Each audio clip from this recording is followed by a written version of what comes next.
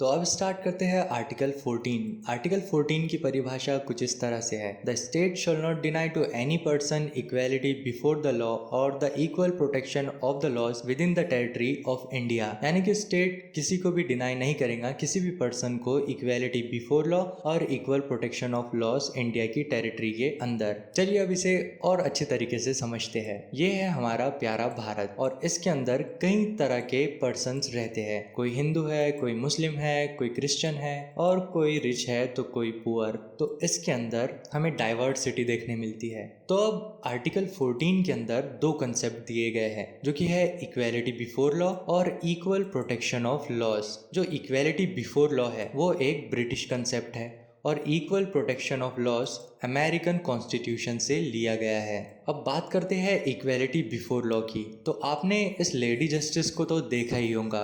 इसके हाथ में एक तराजू होता है, बैलेंस होता है, जो कि रिप्रेजेंट करता है कि डिसीजन को एविडेंस के बेसिस पे बनाया जाता है। और जो ब्लाइंड फोल्ड है वो रिप्रेजेंट करता है कि चाहे कैसा भी इंसान हो, वेल्दी हो, पावरफुल हो या कोई अदर स्टेटस का हो, लॉ हमेशा इम्पार्शियल रहेगा। यानी कि हम कभी भी किसी की भी औकात नहीं देखेंगे, हम सबके लिए सामान्य तरीके से डिसीजन देंगे। लॉ इम्पार्शियल रहेगा। तो अब आपके मन में सवाल आ रहा होगा कि एक पुअर इंसान है और एक रिच इंसान, दोनों ने सेम क्राइम कमिट किया है, तो जज जब फैसला सुनाएगा, सपोज कोई क्राइम किया है जिसके अंदर जज ने इम्पोज कर दिया है फाइन 10 लाख रुपए, तो उस जज ने इक्वालिटी बिफोर लॉ तो की है, लेकिन क्या यह जस्टिफाइड है? क्योंकि एक तरफ पुअर इंसान है जो कि पे नहीं कर पाएगा और रिच इंसान है वो पे करके छूट जाएगा आसानी से। तो ये क्या बात हुई?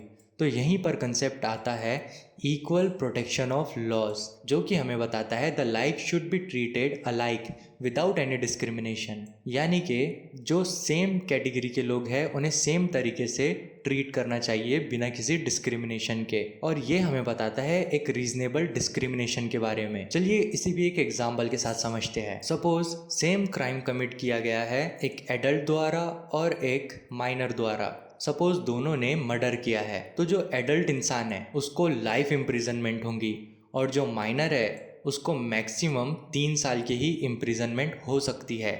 ये एक रीजनेबल डिस्क्रिमिनेशन है। जो इक्वालिटी बिफोर लॉ है वो एक निगेटिव कंसेप्ट है, वहीं दूसरी तरफ इक्वल प्रोटेक्शन ऑफ लॉज एक पॉजिटिव कंसेप्ट है। इक्वालिटी बिफोर लॉ जो कि एक निगेटिव कंसेप्ट है वो एक एलिमेंट है कंसेप्ट रूल ऑफ लॉ का, जिसे प्रपाउंड किया था एवी डाइसी ने, जो कि एक ब्रिटिश जूरिस्ट है। अगर हम सिंपल वर्ड्स में समझे तो ये कहना चाहते हैं कि लॉ से ऊपर कोई भी नहीं है, चाहे किंग हो या एक साधारण सा व्यक्ति। अगर उन्होंने सेम क्राइम किया है तो उन्हें सेम पनिशमेंट मिलनी चाहिए। अब जो इक्वालिटी बिफोर लॉ है उसके कुछ एक्सेप्शंस भी है, जैसे कि प्रेसिडेंट और गवर्नर। प्रेसिडेंट और गवर्नर आंसरेबल नहीं रहेंगे किसी भी कोर्ट के अंदर जब वो एक्सरसाइज या परफॉर्म कर रहे हैं अपने पावर और ड्यूटीज को। उनके ऊपर कोई भी क्रिमिनल प्रोसीडिंग या सिविल प्रोसीडिंग नहीं चलेंगी। अगर 2 महीने पहले प्रायर नोटिस देते हैं उनकी ऑफिस की टर्म खत्म होने से पहले कि आगे चल के उन पे ये प्रोसीडिंग चलेंगी, तो वो प्रोसीडिंग चल सकती है। अगले है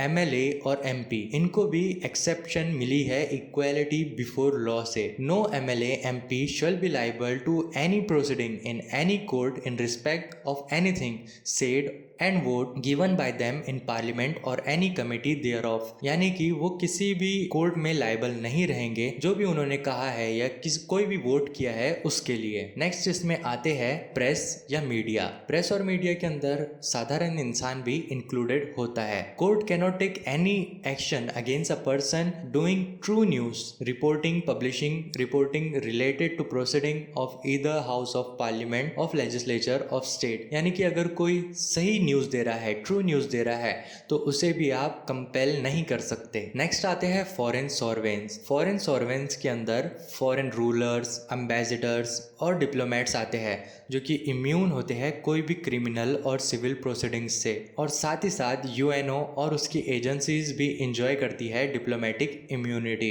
इन सब को आप कंपेल नहीं कर सकते क्रिमिनल एंड सिविल प्रोसीडिंग के अंदर। ये थे एक्सेप्शन इक्वालिटी बिफोर लॉ के। उम्मीद है आपको आर्टिकल 14 अच्छे तरीके से समझ में आ चुका है। See you in to the next video.